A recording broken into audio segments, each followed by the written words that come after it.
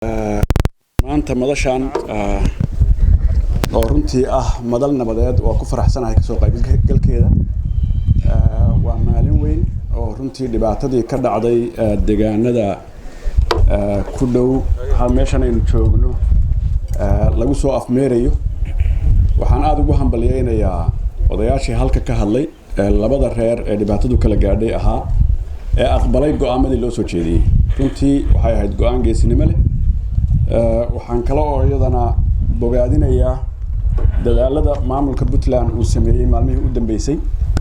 inkasta oo dhacdada intii hore looga cabanayay inay ka gaabiyeen haddana dadaal xoog leh sameeyeen dadaalka in lagu bogaadiyo lagu garab galo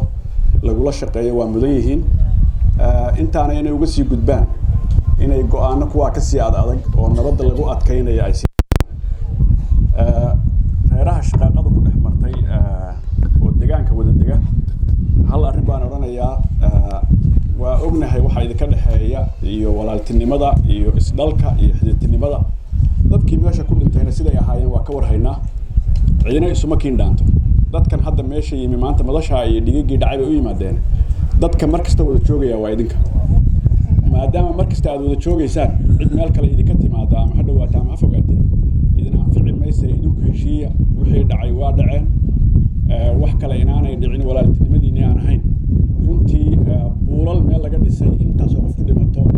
ma istaahilan dadkaa ka weyn wax kasta nabadda ha la adkeeyo dantiinu waxa ay ku jirto qaata oo raaca qodobka kale waxaan ka odhanayaa magaalada Garowe oo aan joogay ayaantan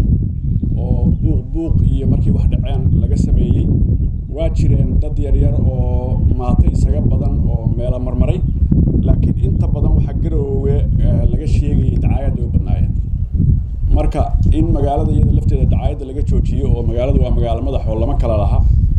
la wada joogo oo ay camiraato ciddii amnigeeda iyo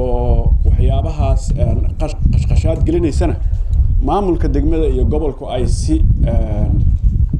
wada jir wax uga qabtaan oo la arko dad loo xidhxidhay ama dambi loogu soo oogay waxyaabihii ay sameeyeen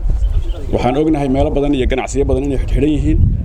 oo u badan dacaayad lagu xidhay dadka dacaayada fidinaya ama ha noqoto social media ama ha noqoto si live iyaga laftooda talaabooyin laga qaado maamulada Somaliland iyo Puntland oo dhamaantoodba wax laga sheego nabadda hal adkeeyo meel kasta gogol nabadeed baa taala waxaan ognahay Somaliland ay ka taliso in gogol nabadeed oo tan iyada la mid taalo qolo kasta meeshay joogto nabadda sideeda ha uga shaqeyso yaan la siyaasadeynin haddii la siyaasadeeyo maamuladana waxaas waa soo gelayaan maamuladuna waa kharibi doonaan marka xagga taalana si aan siyaasadeysnayn ha looga shaqeeyo tan hadda Puntland dadaal xoog leh ku jirtaa odayaasha dhaqanka waxaan ku boorinayaa odayaasha dhaqanku waa ka adag yihiin hawlahan kuwa ka waaweyn bay ka soo shaqeeyeen